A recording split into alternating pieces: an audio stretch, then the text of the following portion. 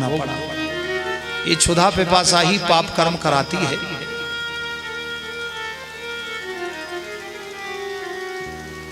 आज मैं संकल्प लेता हूं गंगा जी के तट पर अर्जुन का प्रपौत्र अभिमन्यु का पुत्र परीक्षित गंगा जल लेके संकल्प और प्रायश्चित करता है कि आज के बाद मैं अन्न जल का त्याग करता हूं। जिस अन्न जल के कारण मुझे आज से 7वें दिन तक छक डसेगा, मौत आएगी, मैं उसका परित्याग करता हूं। गंगा जी के तट पर बैठ गए। विशाल आजानुलंबित शाखाओं के बट वृक्ष के नीचे बैठ गए। हजारों ऋषि मुनि सिद्ध योगी राजा परीक्षित के चारों तरफ बैठे। ध्यान रखें, दवा से शायद बच जाए लेकिन बद्दुआ से नहीं बचता।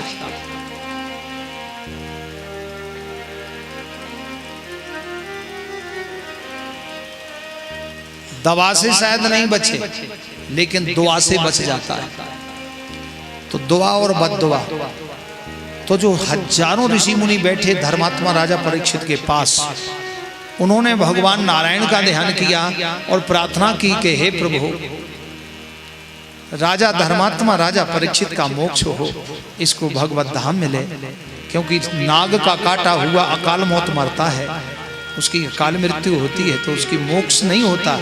इसलिए हे प्रभु, आप आए और परीक्षित का मोक्ष करने का उपाय बताएं।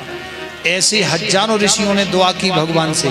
तो ऋषि मुनियों की दुआ से साक्षात नारायण ही सुखदेव बनकर के प्रकट हो गए और भगवान की कथा। बोलिए नारायण भगवान की जय। अवधूत भेष, एक कोपिन लगाए हुए श्री सुखदेव जी महाराज, 12 वर्ष की उम्र है, दिव्य गौर वर्ण है, देहानुसंधान नहीं है, उनको अपने देह का भी भान नहीं है। राजा परीक्षित के सम्मुख प्रकट हो गए।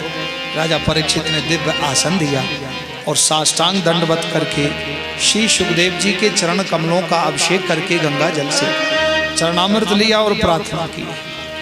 श्री सुखदेव जी ने पूछा है, कहो राजन क्या चाहते? अतः पृच्छामि संसिद्धिं योगिनां परमं गुरुं पुरुषस्य यत्कार्यं म्रियमाणस्य सर्वथा। म्रियमाणस्य सर्वथा। सुखदेव जी से राजा परीक्षित ने पूछा कि हे गुरुवर, 7 दिन के अंदर मरने वाले व्यक्ति को क्या करना चाहिए? म्रियमाणस्य सर्वथा।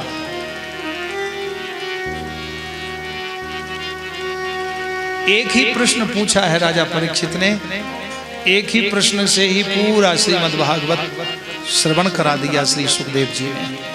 सुखदेव जी प्रसन्न होकर कहने लगे, हे राजा, बरियाने सते प्रश्न कृतो लोकहितो नृपा आत्मवित् सम्मतः पुंसा श्रोतव्यादिषु या परा। श्रोतव्यादिषु या परा। हे राजन, तुमने जो प्रश्न किया है, इस प्रश्न के उत्तर से तुम्हारा कल्याण तो होगा ही, लेकिन जो तुम्हारे इस प्रश्न का उत्तर सुनेगा उसका भी कल्याण होगा, उसको भी भवसागर से पार होने का सुगम मार्ग मिल जाएगा। बोलिए सुखदेव जी महाराज की जय। परीक्षित जी महाराज की जय। श्री बद्रीनाथ भगवान की जय। जय जय श्री राधे। अब राजा परीक्षित का मन कैसे लगे, वो उपाय भगवान ने बताया सुखदेव जी। भगवान के चरणों में मन कैसे लगे उसका उपाय बताया है। आइए 1 मिनट प्रभु के चरणों में चलते हैं। सुखदेव जी महाराज का आगमन हुआ है। सुखदेव जी महाराज आए हैं। बोलिए सुखदेव जी महाराज की पूजन करेंगे। यहाँ विराजमान करा दें। हरि की कथा सुनाने वाले तुमको लाखों प्रणाम, तुमको लाखों प्रणाम, तुमको लाखों प्रणाम, तुमको लाखों प्रणाम। हरि की कथा सुनाने वाले, प्रभु की कथा सुनाने